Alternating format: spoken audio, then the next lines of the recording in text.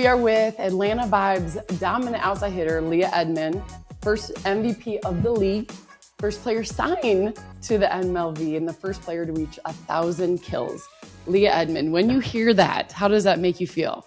I'm just honored. I mean, I love being a part of this league, and this opportunity is something I never thought I would have. Didn't think I'd ever be able to play in the States. So to be able to do the things that I've gotten to do so far, I'm just always honored and grateful, and just extremely thankful for what this league has done for us so far.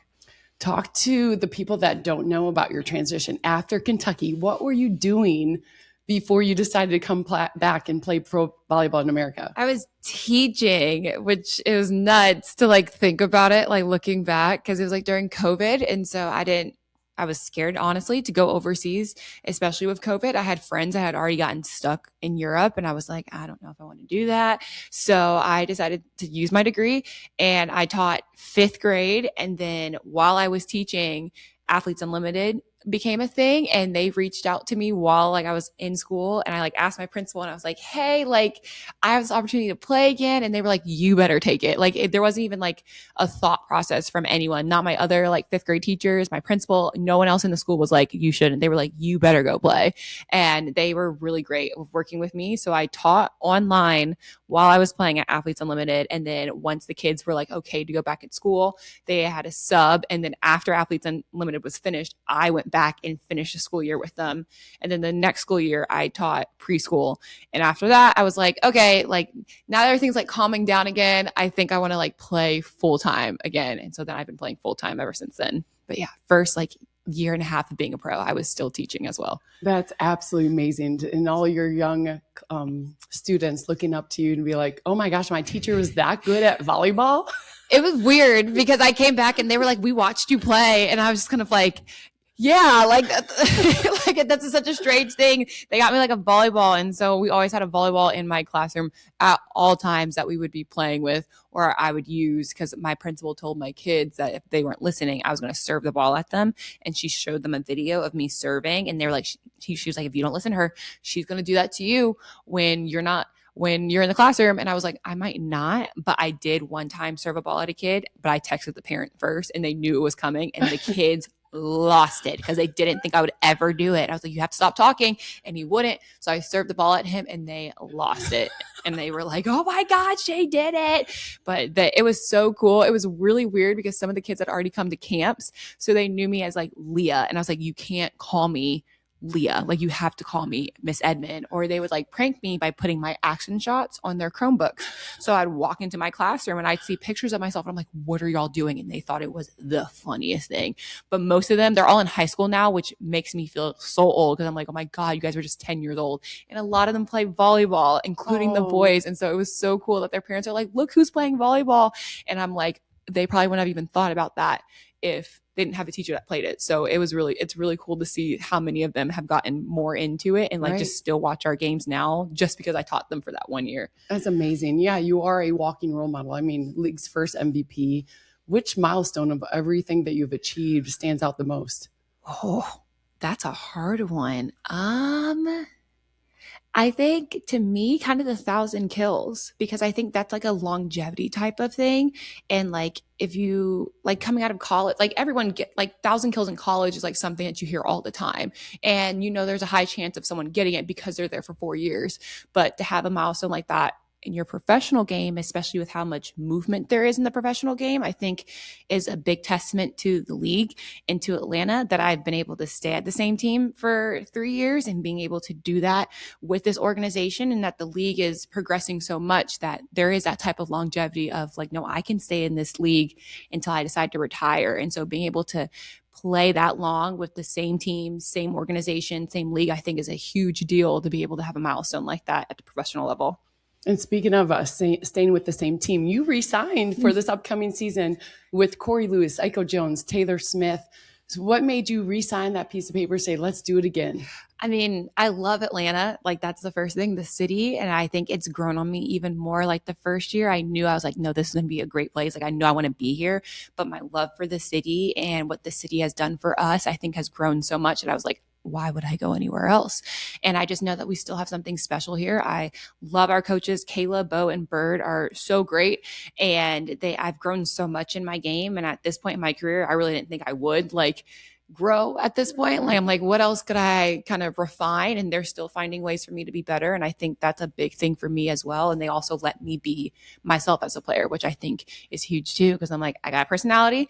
I can be a little fiery and I need you to let me be that. And they embrace that to the fullest. If anything, sometimes they're like, where is it? Like, can we get a little bit more out of you? Instead, because sometimes I'm like, I'm not feeling like being that today. And they're like, but we need you to. So just them allowing me to be myself and just the connections and the community that I've grown here, I think is just too valuable to go anywhere else. And I want to win a championship here and I want to do it for Atlanta. Why specifically Atlanta? What stands out to you? I think the big thing is just how diverse the city is. That's not something that I grew up around that much. And so to be in a city where there's a lot of people that look like me, I think is huge. I think the volleyball community in Atlanta is big as well and diverse. And I think it's so big because growing up, I didn't really see that many people look like me that play volleyball. I didn't have many teammates that looked like me playing volleyball. And even this year alone, there were 6 of us on this team. That makes a difference for little girls to see us and be like, well, I want to try that too. Mm-hmm. And it's so much fun to tell people I don't play basketball like that. That's my favorite. They're like, so you play ball? I'm like, yeah, volleyball. And I just think growing that in a city here too, because you have basketball and football here and they know that. But I'm like, I want you to know about volleyball too. Mm. And I want you to know how good this team is and how amazing the sport is and how hooked you become after just watching it for a couple of points. And so continuing to build that here, I think it's the perfect city to do that in. Explain to somebody that's never attended an Atlanta Vibe game, what is that experience like?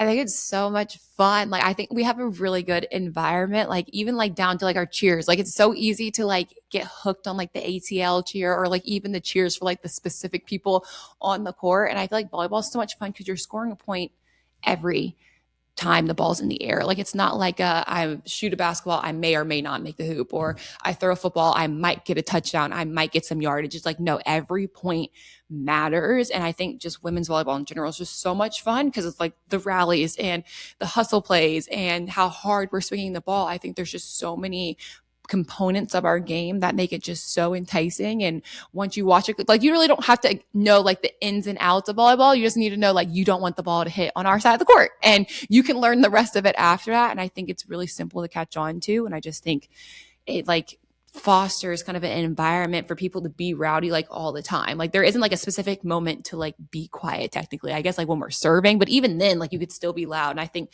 that it's fun. It's family friendly. It's an easy game to pick up and just play. There's so many people I've met that are yeah, I used to play in my backyard or I play sand or I play grass. So it's not something that you need a bunch of equipment for. All you really need is a ball and maybe a net, but you could get away with just a ball. Yeah, and so when they come to see you play, you are the kill leader for this Atlanta Vibe team. You get a lot of sets. You put the ball down. That's also put you in a leadership role, mm-hmm. being the kill leader for the team. So how has your leadership even improved this past season? I think because of our age range of our team, I was very much the oldest compared to the rest of the team. I think it challenged me a little bit more to help kind of show the ropes in terms of how the pro game works. Because we had a lot of people that maybe it was only their second year or it was their first year or this was their first time playing in the States. Just being in a different role of okay, I need to set the expectation of what Atlanta is going to be volleyball wise and just trying to show with how I play sometimes. I think not even necessarily through my vocal. It was more this is a standard we're going to set, how we're going to play defense, how we're going to swing, how we're going to serve, and just being that of helping them guide them through the pro game. Because I think that was kind of the part that I kind of missed out on. I got it a little bit, but because of COVID, it just wasn't a normal pro situation. So I was just kind of thrown into it and they were figure it out. And so for them, hoping that I can set a standard. Also, even if they don't return, that they can take that standard to whatever pro team they're at and understanding how important it is for MLV to exist and be here and how bad it needs to continue to grow and be positive for the volleyball game.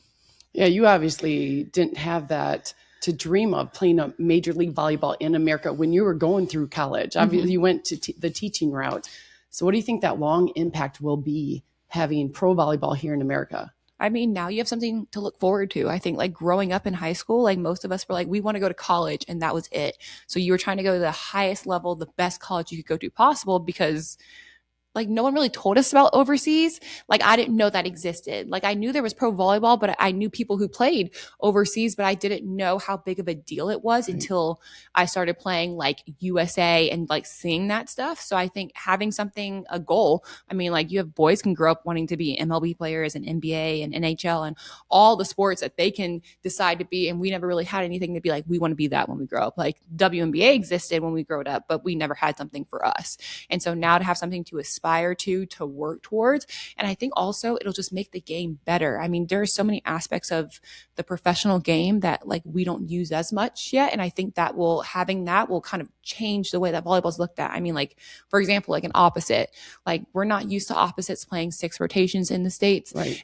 Being your main point scorer is kind of taking a lot of the brunt offensively. You're used to that being your left sides. And so having that become a little bit more part of the game. Liberos not serving is a huge part of the pro game.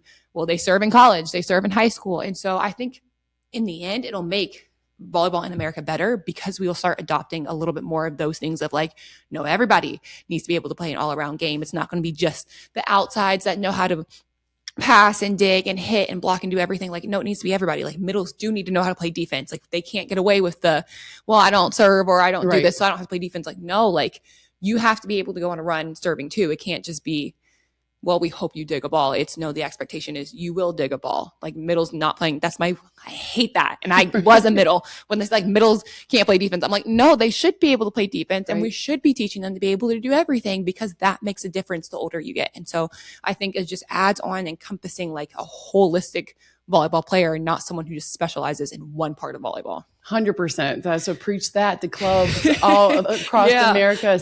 You have to develop 6 rotation player because you don't know what they're going to walk into when they go through college or pros. But that ball control, sometimes it's just passed on to the 6 rotation outside and then that's it. But great advice. Everybody. Yeah. Great advice, Leah Edmond. So 2-time SEC Player of the Year from Kentucky. Was a piece that you struggled with at Kentucky, but became successful to achieve that greatness? My back row. That was like non-existent for me. Like I played 6 rotations in college, but like, again, with college rules, we had like DSs. So like at any given point, I was basically playing kind of a right side role when they would just pull me out and I would just kind of chill out in the back and just be able to swing when I wanted, which was fine. I'm not saying I didn't like it. I'm okay with it because I think it developed me offensively, but passing wise, I didn't get the same amount of reps as maybe other 6 rotation outsides did because of that. And that was something I had to learn very quickly is like a very game changer in professional volleyball. Like you being able to pass, I think sometimes is even more important than point scoring at this level. And so I had to kind of hold myself to a higher standard from that of like, no, like there's not going to be a DS who can come in and bail me out. We only get 8 subs and they can only come in once. So once they come in, they're done. So I have to hold myself to a higher standard. I can't wait for someone to bail me out when it comes to being able to pass. Like I have to be able to hold my own. And I think I grew very quickly in that. And I don't think I really had a choice. It was kind of like, no, you need to be able to pass. And so now you have to pass. And I think that's grown. I think defensively, like digging balls, I think that has progressively grown too. And I think that also has to do with having Kayla as a coach, having a libero as a coach. Yes, she's going to put in a lot of emphasis on passing and defense and controlling the ball. And I think throughout my pro game, especially I think playing Athletes Unlimited has helped me tremendously because there's a point system attached to everything you're doing. So if you made a mistake, you're losing points and you don't want to lose points. So then I became more efficient hitting wise, understanding like, okay, I can't get a kill on this. Where can I put the ball that will be more efficient to either getting a block or being able to run transition offense back at a team because they're not going to give us anything good back. So I think that experience alone has like helped me grow tremendously because I think my volleyball IQ has grown and being able to see the court a little bit better and finding an aggressive serve that's still in, even though now I have like a true hybrid that half the time I don't know where it's going. So I'm like, okay, well, we kind of went away from the float serve and that consistency, but like the hybrid's hybrid. Like when it works, it really works. So I'm like, I think we can take that if everything else is going well. But I think just my overall game and being more efficient and less mistakes has been the big thing that I've been trying to continue to grow at. Love that. Your game is an inspiration. Watching you play, you just have a lot of players look up to you and young kids as a role model. Who inspires you? Ooh, I think my dad's the biggest person that inspires me. Him being a football coach, we've gotten to be, I think I've been in some really cool situations. I don't think I'd be the athlete I was if he didn't allow me to be around the people that I was and for him to be the person. Because I think it's one thing for him to be a coach, but it was another thing to have so many athletes that gravitated to him, not just because they were training by him, but like who he is as a person off the field, outside of the weight room. And I think that allowed me to be around some really cool people who have accomplished so many great things. Like, I mean, I've been around Olympians, NBA champions, NFL champions, NCAA champ, like any type of good thing that you could possibly do in sports. I've been around a person that's done that. And I think they've helped me with my mindset and that growth of who I am as an athlete. Now I hold myself to the standards that I saw them hold themselves to. And just knowing that he's not going to allow me to think any differently about myself, but I think he also allows me to be calm. I would say like I'm the emotional version of my dad. Like he's very stoic, straight faced, you'll get the same thing. And I'm like, well, I have emotions with that, but like I can be really stoic. So I think just having someone like that, that's just so wise and has been around sports for so long and sometimes just makes things really simple. Like I will try to make it like it's this complicated. It's like, it's really not. It's this. You need to do this and then everything else will fall into place. Stop trying to figure out everything. Just focus on this one thing. So I'm extremely thankful for my dad and the many years of coaching I've got from him. I'm pretty sure I'm the only person that could talk back to him while he is coaching. I don't think anyone else gets that opportunity of when he's like, you're doing this. And I'm like, no, I'm not. And going back and forth. And I think I'm the only person that gets that option. So Yeah, I think I'll take it. No, I don't think it works either way. Cause I'm like, I don't want to do that. And he's like, you have no choice. I'm like, doing block moves with a weighted vest on. What is that going to do? But now every time I do something on the court, he's like, yeah, we trained that, remember? And I'm like, whatever. He said, whatever. Your best volleyball coach. Right? Literally. He claims it. Yeah, Yes. definitely. All right, talk to me about what advice would you give to a young player looking up to you? Oh, I think a lot of volleyball, because it's a game around mistakes, is just like confidence.